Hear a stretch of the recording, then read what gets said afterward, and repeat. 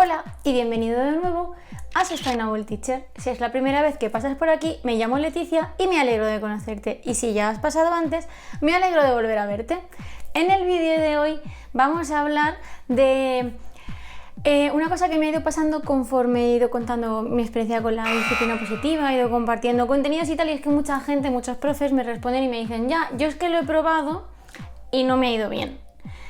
Y entonces en este vídeo me gustaría como responder a las 5 cosas que casi son las más frecuentes o las más recurrentes que la gente me ha dicho. ¿Y cómo haces esto? ¿Qué pasa si? O es que a mí me fue mal por esto o por esto otro. Y espero así poder ayudaros. Así que si este vídeo te interesa, no lo dudes. Suscríbete, dale a la campanita y si te gusta este vídeo, dale al like. Antes de nada, y como siempre digo, lo más importante cuando vas a poner en práctica algo es la formación. Formación, formación y formación. Así que muchas veces intentamos hacer cosas sin habernos formado antes. Y entonces por eso salen mal. Es como si nunca has ido al gimnasio, nunca has hecho deporte en tu vida y de repente te metes en el gimnasio y vas a una clase de esas de a tope sin tener técnica deportiva ni nada de nada. ¿Qué va a pasar? Que uno, te vas a morir de agujetas, dos, te vas a lesionar. Entonces, hay cosas que tienen que ser con formación, con asesoría, con poco a poco, ensayo y error, entrenamiento, y así poco a poco se conseguirá. Entonces, no es una cosa que vaya a salir en un día, como siempre digo con todo esto.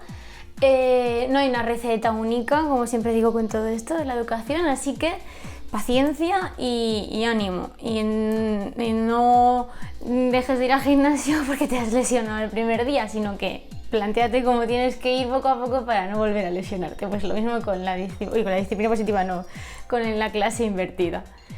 Así que vamos a ver los 5 cosas, errores o problemas más frecuentes que la gente, los profes me han ido comentando y con los que espero poder ayudaros. Estoy mirando que hace un montón de viento y se me mueve el toldo. Bueno, si no tendré que subir el toldo y cambiar a la luz del vídeo. Eso es todo lo que puede pasar. El primer y más gran error que la gente me dice, o problema que la gente me dice es: los niños o mis alumnos no ven los vídeos. A mí debo decir que también me pasa, ¿vale? Tendré como un 90, entre un 80 y tantos, 90 y tantos por ciento de alumnos que visualizan mis vídeos y alumnos que no los ven, ¿vale? Entre otras cosas porque yo les subo el PowerPoint también para que lo tengan de apoyo cuando ven el vídeo. Entonces muchos se ven el PowerPoint y no se ven el vídeo, pero cuando después en clase al final hago preguntas sobre cosas que no salen en el PowerPoint y sí están en el vídeo habladas y también están en el libro, pues al final acaban picando ahí y se nota quién no ha visto el vídeo, ¿no? Pero ahora entonces vamos a hablar primero de cómo motivarles o obligarles, si no consigues motivarlos, a ver el vídeo. Vale, yo usaba 3 formas, ¿vale? La primera forma es que les pedía unos apuntes del vídeo y unos apuntes que no podían limitarse a copiar el PowerPoint, sino que siempre decía que intentaran que fuera un poquito más. Entonces eso les obligaba a rellenar más contenido que los epígrafes del PowerPoint que yo les subo. Entonces ahí tenían que ver vídeos y querían conseguir la nota de los apuntes completa, porque todo esto contaba para nota. O sea, en 2,5 puntos del trimestre eran ver los vídeos y para comprobar que habían visto los vídeos tenían que hacer 2 cosas: traerme unos apuntes manuscritos a clase y también hacer un cuestionario en el aula virtual. Ahora hablamos de eso, ¿vale? Entonces, haz que ver el vídeo tenga un valor en la nota. Entonces, si a tus niños les importa la nota, pues entonces vas a conseguir que así vean el vídeo. Otra forma es que en el aula virtual, que era donde yo les ponía el enlace al vídeo, el hecho de clicar sobre el enlace del vídeo les daba unos puntos, porque yo tenía un programa de puntos de como un poco de gamificación / recompensas en el aula virtual. Es un plugin de Moodle, se llama Level Up o sube de nivel, depende en qué idioma tengáis el Moodle, y se puede instalar en cualquier Moodle. Yo lo tengo en el del aula virtual, pero es un plugin de Moodle, entonces si vuestra comunidad o vuestro centro usa un aula, un entorno de aprendizaje virtual tipo Moodle, lo podréis poner. Entonces yo les daba puntos por pinchar en el vídeo, que no por verlo, porque eso no podía hacerlo, pero bueno, al menos por pinchar en el vídeo, ¿vale? Entonces ya no era solo la nota, sino también los puntos, porque esos puntos luego les daban recompensas y pequeñas ventajas para clase, para los deberes, para los exámenes. Y entonces por eso les molaba el rollo de los puntos y lo hacían, ¿no? Y entonces básicamente para mí eran esas dos formas: darle un valor numérico de nota al hecho de ver el vídeo o de las comprobaciones de que han visto el vídeo, y los puntos, las recompensas, la gamificación, ¿no? Si no les importa tanto la nota, pero a lo mejor les importan este tipo de recompensas que pueden darte otras ventajas en clase. Con respecto a cómo comprobar que han visto el vídeo,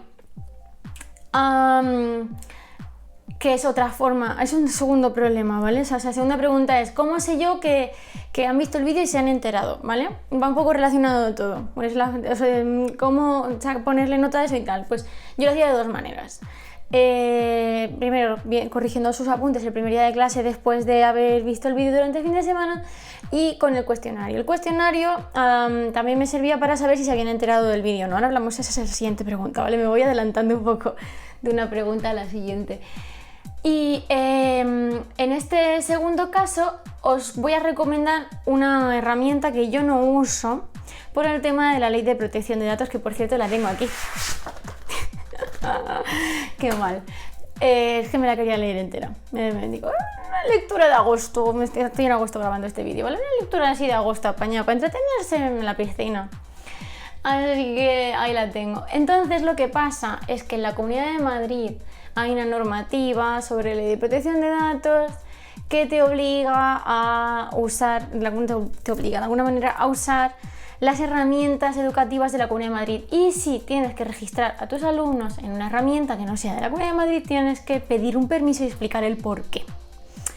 Y pues no tengo por qué, ¿vale? Porque ya sí que la Comunidad de Madrid tiene unas herramientas lo suficientemente potentes como para suplir a las demás.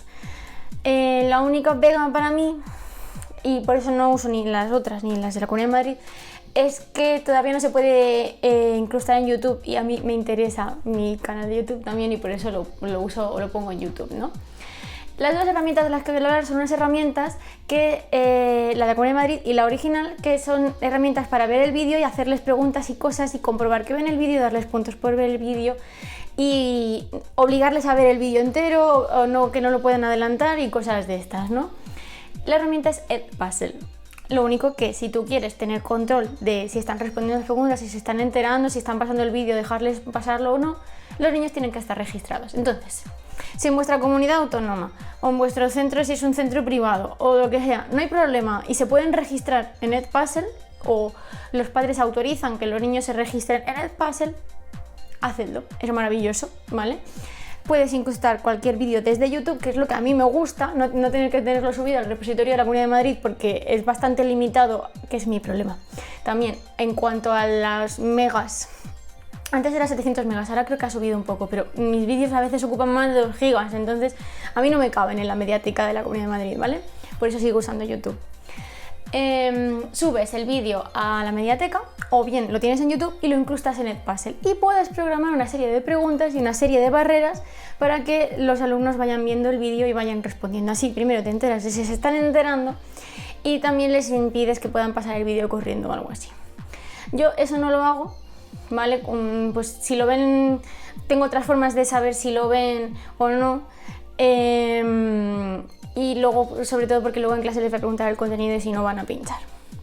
Pero es otra opción si vuestros alumnos no están terminando de ver los vídeos o no los están viendo bien. ¿Y cómo hago yo lo de las preguntas, dado que no uso el sistema de preguntas de Edpuzzle o de la mediateca? Luego en mi aula virtual, en mi Moodle, les pongo un cuestionario, entonces tienen que responderlo antes del domingo anterior a la semana que empieza de clases, que ya han visto el vídeo, y ahí compruebo si han respondido bien o no las preguntas. Ellos tienen su usuario, no hay ningún problema de protección de datos ni nada, y ya está. Esas son las dos preguntas primeras. Y un segundo porque se me ha olvidado. La tercera pregunta las tengo aquí apuntadas en las notas. Pensaba que me acordaba, pero no. A ver... Notas. Madre mía, ¿cuánto llevo sin actualizar esto? Aquí. Vale, sí. Para finalizar con respecto al tema de cómo saber si los niños han enterado del vídeo, pues aparte de estas opciones que yo os digo de poner las preguntas en el puzzle o las preguntas en un cuestionario dentro del aula virtual, cuando yo llego a clase, al revisar los apuntes, también me doy muchas veces cuenta de si han copiado y no se han enterado. Les pregunto a veces si veo que algo no está claro en los apuntes que han tomado durante la clase, les pregunto y siempre pregunto en general si lo han entendido todo o si tienen alguna duda. Y normalmente si hay alguna duda suele ser bastante generalizada y pues la respondo así a toda la clase, o si alguien tiene una duda cuando paso y les estoy corrigiendo los apuntes, pues también. ¿Cómo hago yo esto? Pues cuando llegan a clase les mando, bueno, ahora hay otra cosa que ahora hablamos antes de eso, de repaso, pero una vez que ya hemos hecho ese repaso, les mando unos ejercicios y mientras que ellos están haciendo esos ejercicios que están relacionados con el contenido, así afianzan, remachan, etcétera, etcétera, soy yo quien se va pasando por las mesas viendo los apuntes de una manera más o menos rápida. Al final casi todos son iguales porque siguen el guión del vídeo, ¿vale? Entonces, esas son las formas que uso yo. Cuestionarios, preguntar y ver si los apuntes están más o menos bien, y luego cuando hacen los ejercicios muchas veces les surgen cosas, entonces al final a base de remachar y remachar otra vez el mismo contenido de diferentes formas, acabo detectando todas las dudas de comprensión o dudas en general que pueda haber. Luego la siguiente cosa es que cómo hacer para... o sea, hay profes que a lo mejor no se sienten muy cómodos 100% con no hablar nada del contenido en clase. Entonces yo lo que hago es que el primer día de la primera sesión hacemos un mapa conceptual. Al principio del curso los hago yo y luego intento que los vayan haciendo ellos. Y ponemos un mapa o alguien sale en la pizarra y hace su mapa en la pizarra y lo comparte con los demás y así pues van aprendiendo a hacer mapas conceptuales, que también es importante. Entonces, pero claro, hago un mapa del contenido de toda una semana en media sesión. Esto, si no se han visto el vídeo, es imposible que un alumno se entere, ¿vale? Lo fliparían del ritmo que llevamos. Claro, si han visto el vídeo, se han enterado de todo, ese mapa en la pizarra que hago yo o que tienen que hacer ellos o que hace un compañero en la pizarra, depende también del nivel y de lo acostumbrados que estén a este sistema, les ayuda a terminar de ver como en el global del contenido de la semana o podéis hacer un mapa de todo el tema y cada semana vais añadiendo una o más de unas ramas en ese mapa, ¿vale? Ya depende de cuánto contenido sea. Entonces, a mí la verdad es que es un sistema que me gusta mucho. Ellos luego lo van copiando tranquilamente en el resto de la sesión, mientras que yo ya mando los ejercicios, paso por la clase y tal, ¿no? O lo van copiando a la vez. Entonces, claro, eso sí, explico a toda velocidad. Si no se han visto el vídeo, pues van a ir muy perdidos, pero si se han visto el vídeo en efecto pues va muy bien, les ayuda mucho y ya está. Entonces esa es mi forma de repasar.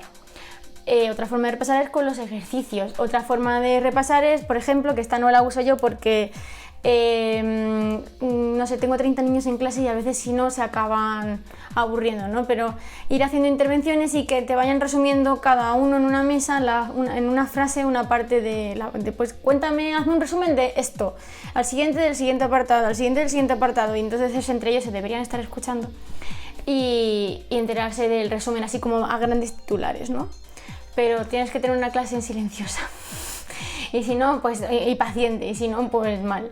O por ejemplo, otras veces uno dice un titular de estos de resumen, pero no es completo o perfecto, entonces al siguiente, en vez de preguntarle por el siguiente apartado, le dices mejora el anterior o completa el anterior. Bueno, mejor ha quedado como un poco de lo he hecho mal, pero vosotros me entendéis, ¿vale? Son formas diferentes de comprobar que el contenido ha sido visto y que lo han comprendido y de repasarlo en clase, ¿vale? Al final está todo como muy relacionado. Y luego hay una última pregunta que ¿qué pasa si hay un cambio en tu programación? Porque no es que sea un sistema muy fácil o muy flexible de cambiar porque, claro, tienes que preparar materiales con mucho tiempo. Entonces, si tú te preparas unas sesiones y luego pasa algo, pues te pones enfermo, hay una excursión inesperada o lo que sea, ¿qué haces, no? Esto es lo que yo os hablaba en otro vídeo, en el vídeo de las estaciones, de los amortiguadores que yo les llamo, que es algo que tengo que mejorar en el sistema de aprendizaje por estaciones. Pero en esta clase invertida la verdad es que he amortiguado bastante bien. ¿Cómo?